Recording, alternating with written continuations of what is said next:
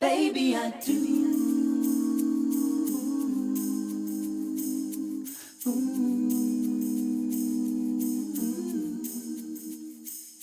Baby, they ask with who will I spend my life, and boy, I tell them with you. We'll be together till the end of time. Forever, baby, I do. I'll never leave your side, no. I'm stuck to you, I must glue.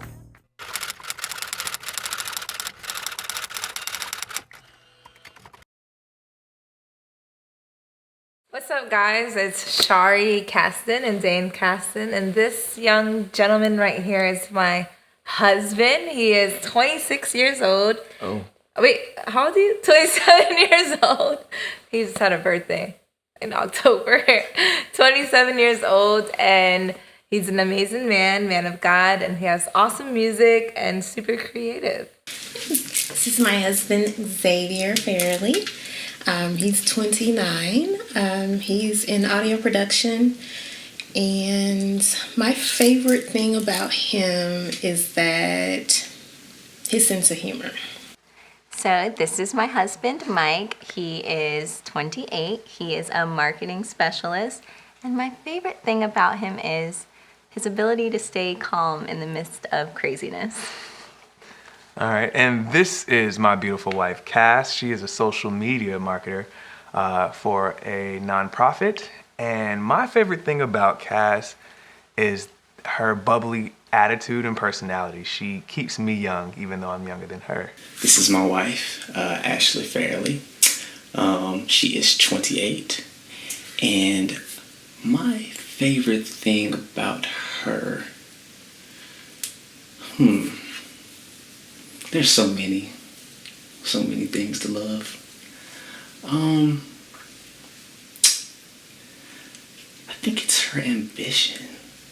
I have an ambitious wife. Some people are intimidated, but I think it invigorates me. Yeah.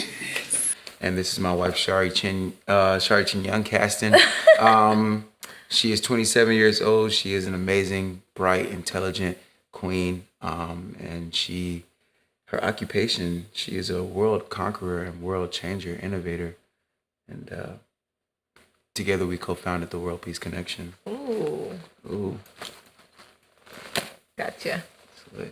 She's a lot more talented and capable than she realizes. I think you have a lot of wisdom and ability to impact people that I think you don't give people the chance to see. And I think once you do, you'll be surprised by the results. That's so sweet. I would say I don't think he realizes his ability to impact people indirectly, because he talks to people all the time. He loves being a part of people's lives, but just seeing how a room changes when he enters it depending upon his room, I don't think he always realizes how influential he is in when he's not trying. When he's trying, he knows that he can win people over, but even in his inaction, people are drawn to him and impacted by him and how he interacts with life, even if it's not directly with them. So I don't think he realizes the influence that he carries. Yeah, I'm kind of tunnel vision, so I probably am oblivious to half of what's going on around me. So Dane and I met. This is kind of a little embarrassing story. My friend was talking to his best friend at the time, and we were on MySpace, and his best friend's top 5 was this Dane's friend. It was Dane's friend. I was like, ooh, who's that? He's like, oh, that's my friend. I'm going to hook you up with him. I was like, okay. And you know that means I'm going to set you up with a 3-way phone call. Y'all know about the 3-way phone call. So we got on the phone call. I met his friend. And me and his friend was talking for maybe a week or two. And we just didn't click. It I don't know what it was. We just weren't compatible. I don't know who I thought I was to tell somebody you don't have your stuff together. I was in high school telling somebody they don't have it together. And yeah, from that day on, we didn't click. And then Dane just so happened to be friends with the friend that my friend was talking to. And he came over one day in this very neighborhood, and he had his little Sprint phone with Hannah Montana on it. And he was like not paying me any attention at all. I'm like, who does this guy think he is? Does he not know who I am? And he didn't. And he was like, hi, I'm Dane. And just kept it moving. I was like, oh, I like how he's like confident and cool. Cool. And then one day, like maybe, less than like 6 months later, Dane texted me, was like, hey, is this Shari? I think you can kind of pick up the story from here. So my boy, at the time, well, he's still my boy, but during that time period, he didn't have a phone. So he would use my phone to text Shari. And so I had her number in my phone, and I was like, bro, she's bad, bro. Like, what happened with that? And he was like, bro, we just didn't click. And I'm like, all right, so you mind if I talk to her? He was like, no, go ahead. So it was like one summer, I'm like, another close friend of mine, I'm like, yo, I know you go to Central. What's up with Shari? And he was like, bro, crazy thing is I'm talking to her best friend right now. I'm like, bro, set it up. So, yeah, I text her. I was like, yo, is this Shari? She was like, yeah. I was like, oh, okay, cool. Well, you know, Nick work at the Dollar Movie. He finna get us dropping in. names? Oh, my boy work at the Dollar Movie. You know what it is? Like, we're gonna get in for free at the Dollar Movie. Like, discount at the Dollar Movie? What? Why not? So she said, yeah, and the rest is history. Yeah, so our first date was at the Dollar Movie Theater. I went to Central Gwinnett High School. He went to Berkmar High School. I was a basketball manager, and he played basketball. And in my mind, I was going to become a basketball wife. And then Dane kind of like shook me out of that dream I was having. He was like, why are you dreaming? There's no rules to this book. Like, who do you think you are? And I'm like, I'm Shari Young. Like, I'm going to be a basketball wife. And he's like, okay, that's fine. That's what you think you're gonna be. But like, who do you want to be? What do you want to do? What are your aspirations? And I've never had a young man talk to me like that. Like, what's going on? What do you want to do? So, yeah, he asked me out at Waffle House. And what'd you say? So we met in college. We kind of were like two ships passing in the night. He can tell me a lot of times where he saw me at events and vice versa, but we just didn't really connect. Yeah, I was peeping her out, but, you know, from a distance. Like, I knew it wasn't the right time. And then we reconnected. We both went to a church that neither of us went to, but they had a young adult ministry, and so we both were invited there, and we like saw each other and we're like, hey, I know you. And we kind of kicked it off there, but... I said, I'll think about it. And then what happened after that? And then I called him and I was like, oh, please, can you ask me out again? Because I think the answer is yes now. He's like, no, you said no. You said you'll think about it. So go ahead and think about it. So then he was like, if you want me to be your boyfriend, then you have to ask me out. And I'm like, I'm not about to ask you out. Like, that's not how it goes. And that's when he's like, there's no rules. If you want something, you got to go for it. And I don't think I ever asked you back out, but it was kind of like underlying. You ain't never asked me back out? I don't think so. Did I? How this happened then? You asked me. Oh, you boosting for the camera. So the story could get a lot longer, but we'll spare you a lot of the details. Long story short, she tried to hook me up with her friend before we got together, which let me know that she had her eye on me. So obviously things didn't work out with the friend, and it was kind of an easy decision for me because I had noticed her before to say, hey, no, actually, I'd be more interested in talking to you. And so, like she said, we both were at a church and we were doing youth ministry together, and we got paired with the same group, and a lot of things just really lined up for us to spend a lot of time together through that, and it just kind of developed from there. No, did I really? You did. You was like, so will you be my boyfriend? I was like, that's how you gonna ask? He was like, yes. Are you gonna be my boyfriend? I was like, all right, yeah. Oh. And that was it. I don't even know if that's real, to be single in high school. Is that like a real thing? I mean, for me it was. Oh, I always had a boyfriend, like, since kindergarten. You're disgusting, bro. I was single for about maybe a little over a year or so. I've always been a relationship person, so that was really kind of the longest time. It maybe even been a little bit longer, going on 2 years. That was really the longest I had been single. It was interesting. I was enjoying it. It was, it was different. I don't know. I wasn't really looking for anything when we kind of met up and started dating. I was just kind of enjoying being single. No, seriously, like I always had a boyfriend since kindergarten, and then I met you like in 10th grade summer-ish. Yeah. So I wasn't really single. I was single for maybe like a year. I'll say a year. Because I got out of like a serious relationship, and then I was looking for new recruits. Recruits? I was single for 3 years. Single for 3 years because, unlike Miss Ashley, I knew that I was coming back for her, so I had to make myself available. But when the time presented itself, No, but I was trying to get back into the dating scene, and after that year, and I came across Shari, and that was it. it was dope. I mean, it was a cool time being single. It was developing myself, getting my confidence up until the fateful day. I think it was more so just like Building. we're building, exactly. Yeah. So I'm either building her. Well, I'm always building her. She's building me. And if we're building each other for that next person, or we building each other for what the future holds for us, then that's what it was. Like, I always knew like we were young. Like it was clear to us like we're just kids. Like I'm not about to tell you that you can't do something. Like I was never that lady or young high school girl to be like, no, you can't do this, you can't do this. I'm like, you're 14, 15, 16, 17, whatever, how old you are. And I'm not the one to stop you. I'm the one to help you, propel you, and push you into a direction and build with each other. So it's kind of like the Build-A-Bear thing. Like I feel like we both build each other up. And he put my heart inside of me like a Build-A-Bear. oh, that was dope. Shout out to Build-A-Bear if you want to use that. Sponsor us, you know what I'm sponsor. saying? Yeah. Shari and Dane Bears. My experience dating before we got together was, I don't know, it was interesting. It was not pointless, but I didn't learn nearly as much as I wish I had. I think every situation you try to give everything that you have until you realize that what you had wasn't enough, or you realize that what you had wasn't what they were looking for, or whatever the case may be. But it's just like, it just wasn't right.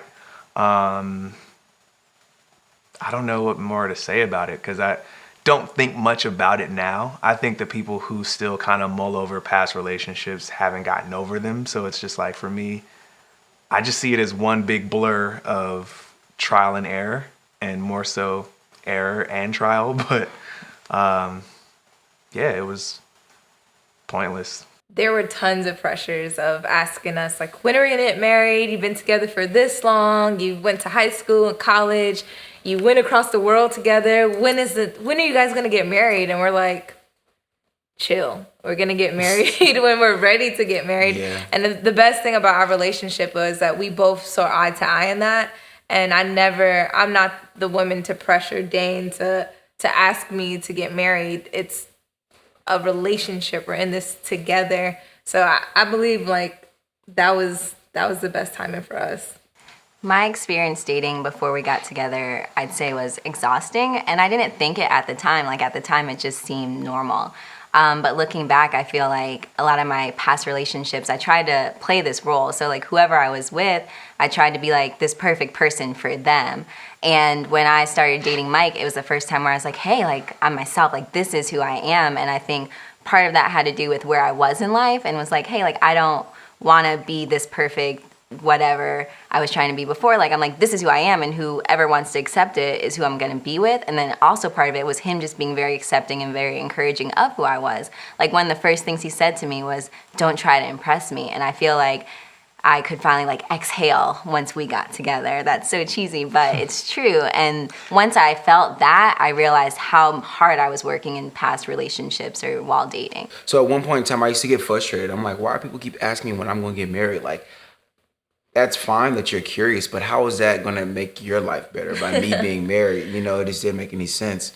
Maybe I was thinking about it a little bit too deep, but then I just thought about, I was like, at the end of the day, if people aren't used to seeing love and they want to see how this fairy tale continues to grow or blossom, then maybe that's why they're asking. And so that's kind of when I just changed my perspective on that. But again, it was just like, when the time is right. I think when you are in love with somebody, you don't say, hey, we've been together for 2 months. So when I hang up this time, I'm going to tell you, I love you. Like, you just know when you want to say I love you. And that same kind of thing happens when it's like, I know when I want to ask you to be my wife. And it'll just happen when it's supposed to happen, not because of the time period or because of what y'all been through or what it looks like on the outside. It's like, you'll know when it's the right time to propose the question to take it to that next level. And so that's what we did. And the reason I said that was because I had seen so much of people faking and acting out and realizing, after a year that this isn't the person who I was initially attracted to or whatever. So I was like, look, I don't have the time or the energy for the games. I don't have the time and energy to try to guess who you really are. Just show me who you are. Let me find out now rather than 2 years down the line that this isn't going to work or whatever the case may be. So it was just, I think the biggest difference is intentionality. I think before I was a lot more open to just whatever happens. Whereas with us, it was, no, this is exactly what I want. This is how I want things to be. And this is how it's going to be or it's not happening. So I think before it was just a lot less intentional instead of pointless. How about that? Core values. I would say honesty, respect. One that we're working on is consistency. I don't think social media plays as nearly as much of a role in our relationship as it does now that we're married versus when we were dating. I think when we were dating, first of all, our social media was separate. Now that we're married, she has the passwords to my account, which she didn't before. So I think there's a level of transparency that comes with being married that's allowed for. There's not the guessing game. She doesn't have to wonder if anybody's sliding in my DM. She can check and respond if she wants to. And I think also what we're using social media is different now. The purpose of social media, at least for me, is now more so to elevate our relationship rather than looking for another one or to evaluate anybody else's for that matter. I think the people I follow is different now. The different types of pages I follow are different. So now I think if it's not uplifting to my relationship, it's not a part of my life. And so that includes social media or whatever. So Snapchat hasn't benefited me at all. So I'm not on Snapchat. So in the beginning of our relationship, it did, just because it's like, oh, well, why do you follow this person? I'm like, I went to high school with them. Okay, well, now she's a stripper, so you should unfollow her. Okay, cool. That's not a true story for the record. I just made that up, but it's an example of something that could happen. But yeah, so it's just a matter of the purpose for social media now versus where we are, and then how we're using it and the way that we kind of police it between each other and privacy and all that kind of stuff. It's just not a factor anymore. One is God. Yeah, for sure. Communication. Second, trust. Yeah, trust, communication, and compromise. Yeah. We always talk about it. It's funny because people always ask us, like, how do you guys stay together? What's going on? And we're like, when you put God at your forefront, and then you communicate and you're trustworthy. And you compromise. Like, you can't just say you want to do something and then not speak with your significant other and hear their side of the story. It's funny for me to think of how many dating relationships were impacted negatively by social media. Either someone like posting something like, oh, you went where, with who, doing what? Or even like people commenting like, oh, googly eyes. And you're like, hold up, like, who is this person? Hard eyes will get you shot. Yes. But to think now that it's like a non-issue, like, I don't even know if I could have fathomed that. Being a part of the generation that like started Facebook and like grew up this whole social media thing, like, to imagine being married and it not be a factor is crazy to me. But yeah, I think it's because we aren't like on the single circuit following the same type of people. Our Instagram is like a linked Instagram, so anytime there's a notification or someone messaging him, like, I see it, and vice versa. So it's just like a non-factor. I almost worry about my frat brothers and their messages to me more so than any female, just because the ratchetness that they might have in a group message or something like that. But yeah, it's just not a factor anymore.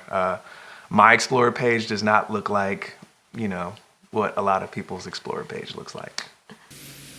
We want to have children, definitely. We definitely discussed it.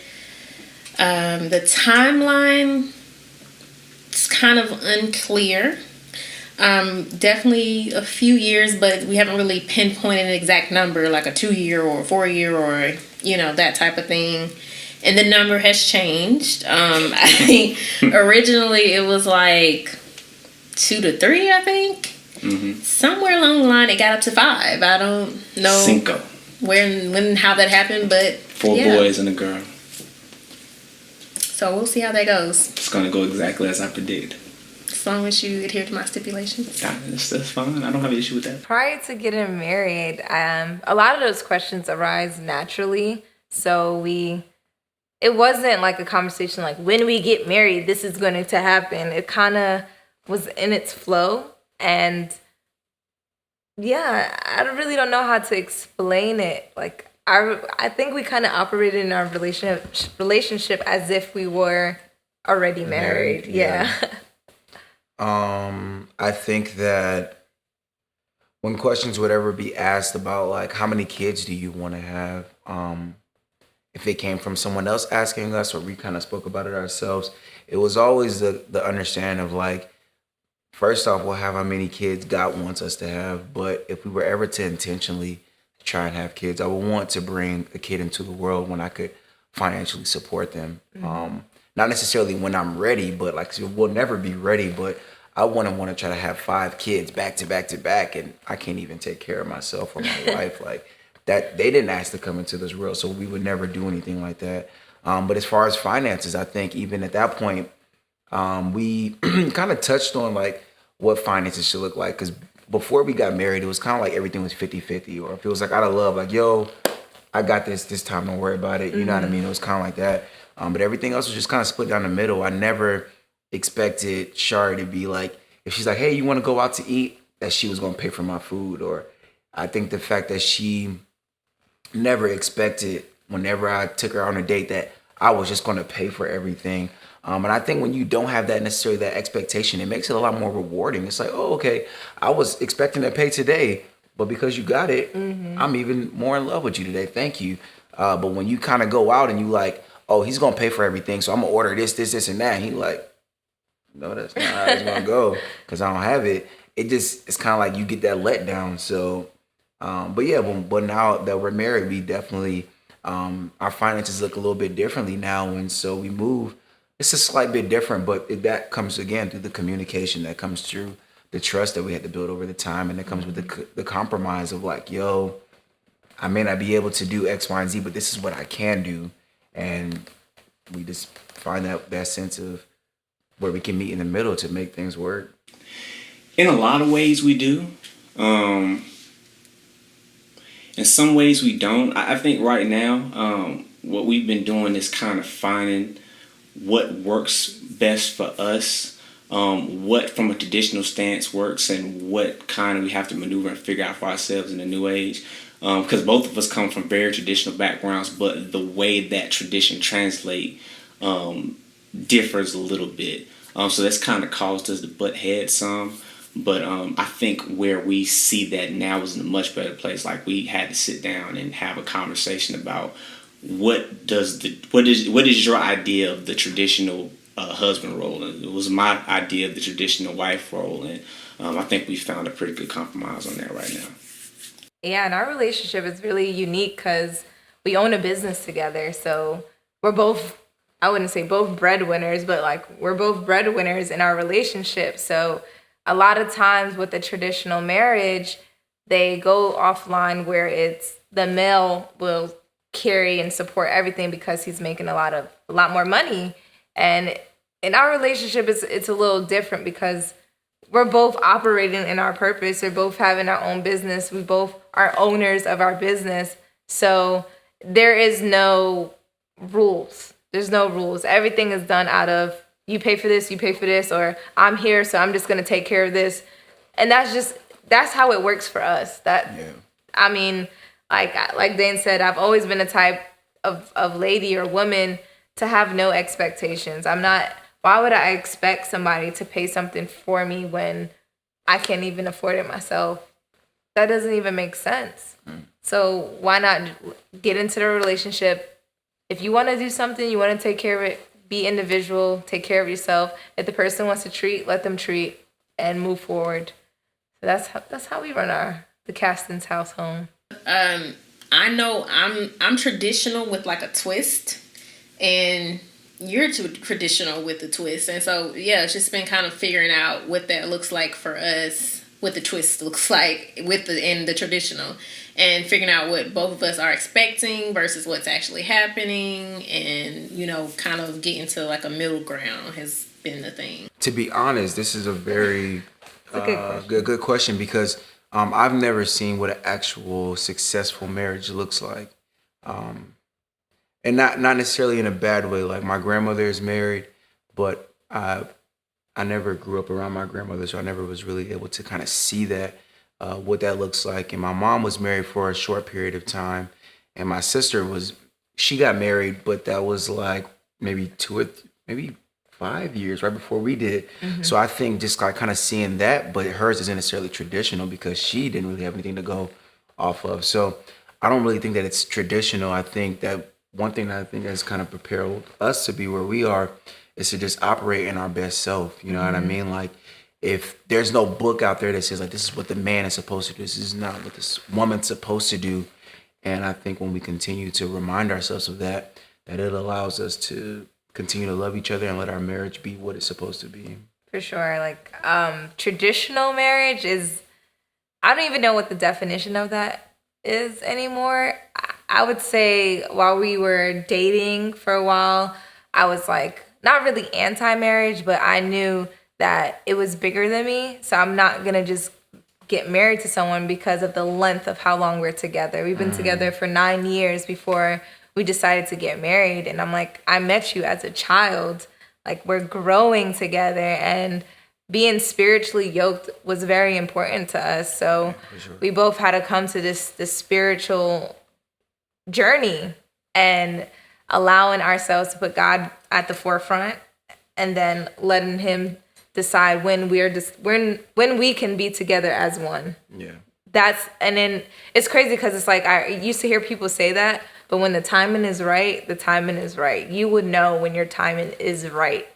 I realized I was in love when I decided that I was in love. I think that's the problem that a lot of people have, is they treat love like it's this thing that overtakes you that you can't control, but it's a decision. And so at the point that I said, this is the person I want to be with, this is the person who I'm going to commit myself to, I said, I'm going to love this person unconditionally. So it wasn't a thing that it was out of my control. So it was when I made the decision to say, I love this person, I'm going to love this person, is when it happened. I agree. Like that's kind of our philosophy is in life you have choices. And so, yes, there were qualities about him that like I love that were on my like fairy tale list, like, oh, a guy should be this and should be that. But even the perfect person, like you could fall out of love with anyone. Like you have to choose to stick with it. And so it's like, okay, he has enough qualities where I'm like, our values mesh. He's a great person. Now, is this what I want? And I chose it, and here we are. This was a complete numbing feeling. It was a feeling of like everything. I was overly joyed. I was nervous. I was excited. I was scared. I was frightened. I was enthusiastic. I was everything. And because I was overwhelmed with all emotions, I was completely numb at that point. And because there was a sense of numbness, it just allowed me to just do it.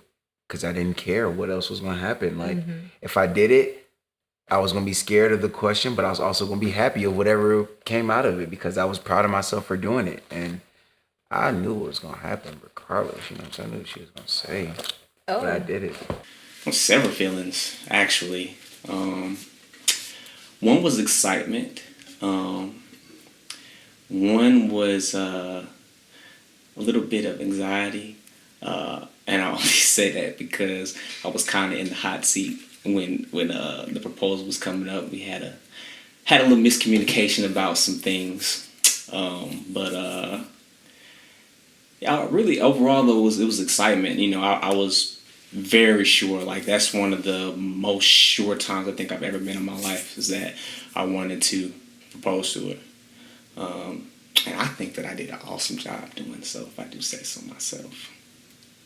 Pretty epic. One of a kind. Not a lot of people go to the lengths that I went to. We were in Bali in a secluded space, and we were kind of at a place where we felt frustrated. We were fasting and asking God to use us. And in that moment, like, we were praying for a while. We were praying. Yeah. And Daniel is just like, God is asking me, and I feel it in my spirit to ask you to be my wife. And I'm like, what? Me? Like, are you sure this is the right moment? And it was such a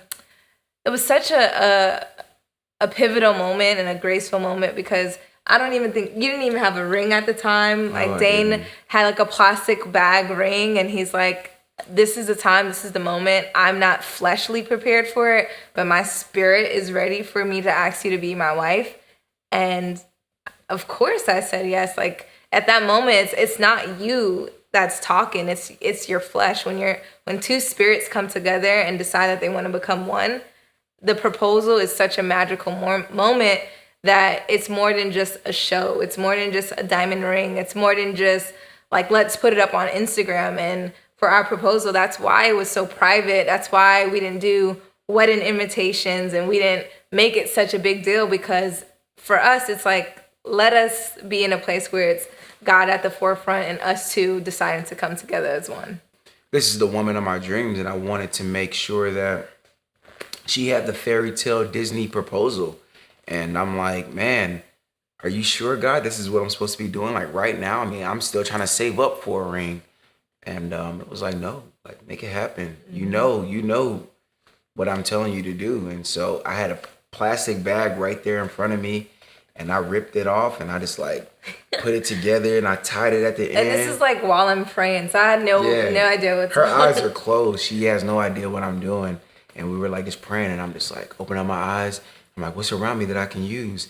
And I just grabbed the plastic, wrapped it around. It's kind of like a Walmart bag, and it was like plastic, wrapped it around, made a little circle, and it was it. And I was like, yo, this is my symbol of that for eternity. I want to be with you forever. And not a lot of people plastic. even She know. said, Not a lot of people even know about our like proposal story, because our wedding kind of like sprung up on people. Like, they're like, what? Wait, you guys are engaged? And we're like, yeah, for a while. Yeah. So yeah, that's how it happened. And the symbolism of creating a circle of eternity, like Dane said, a plastic ring, something that doesn't break down into the earth, is bigger to me than diamonds. You know what I'm saying? Like, it's bigger. It's bigger than just the materialistic of the ring. And like, we have a story about our rings. Like, this is my mom's ring and that's my dad's ring. My dad passed away when I was 2. So the fact that this ring fits my finger and that ring fits his finger, that's all we need. It was like his blessing. You know what I mean? I never got to meet him, but I feel like because his wedding band fit my finger so perfectly, even with my fingers being jammed, you know what I mean? It was like, even up until this point, me playing that basketball game and my finger being jammed, like, God already knew that I had to get my finger a little bit swollen so I could fit your dad's his ring. So that's crazy. I called one of her friends to ask what the ring size was, because I didn't know anything about rings. I did a terrible job of trying to get all the information. I had to get a lot of help. I am not going to lie to you. I have found that getting engagement rings is not the forte of men. We should get a lot of help, a lot of insight. Do not trust yourself to make the judgment. You need to get a second and a third and a fourth opinion. Yes. Yeah. And make sure you ask the right friends. Yeah, make sure you ask the right friends, because if you ask the wrong friend, you can put yourself in a bad situation.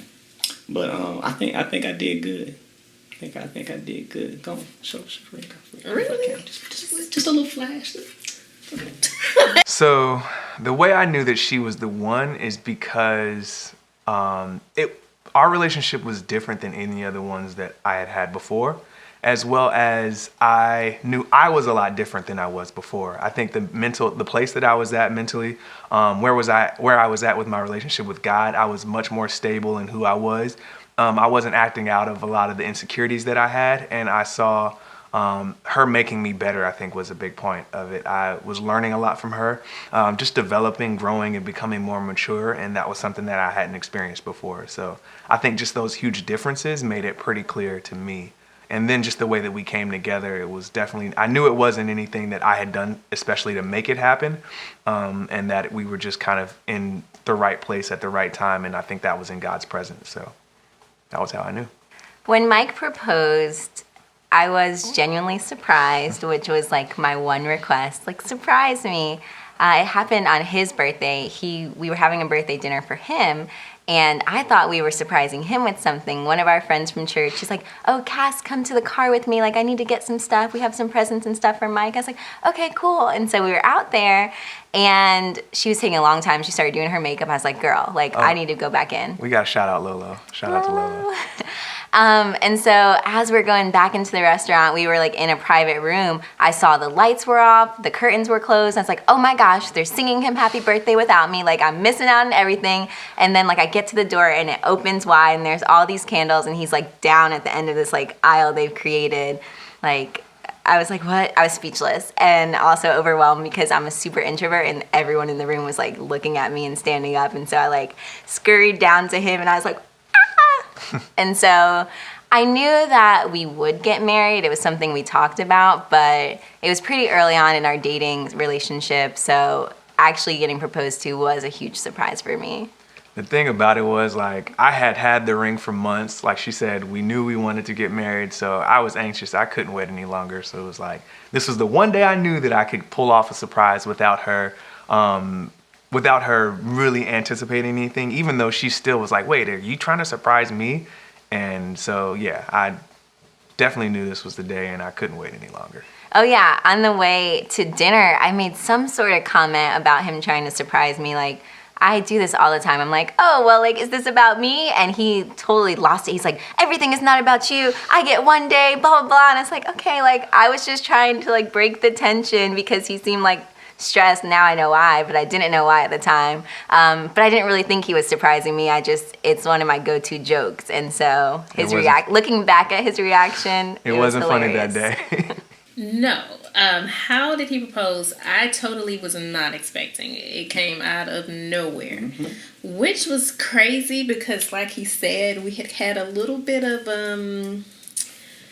I was kind of feeling like it was time, and he's kind of on his own timeline. And so you would think with that, I would have been expecting it and kind of like ready for it at any time. But it was so random. Like, we were at the house and he was in a studio session and he just called me in there to listen to a song. And the song was like a proposal song. And I didn't even catch it as I was listening to it because it was like a romantic type song. I was like, well, who's this for? Because it didn't really sound like anything for anybody that he was working with. And then it just kind of went from there. So yeah, it definitely caught me off guard. One of a kind, right? Yeah, it was. One of a kind.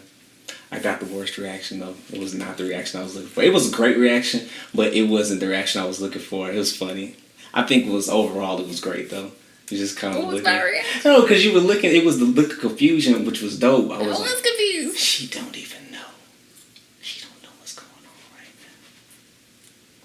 now. And then when I got down on the knee, you were like, oh.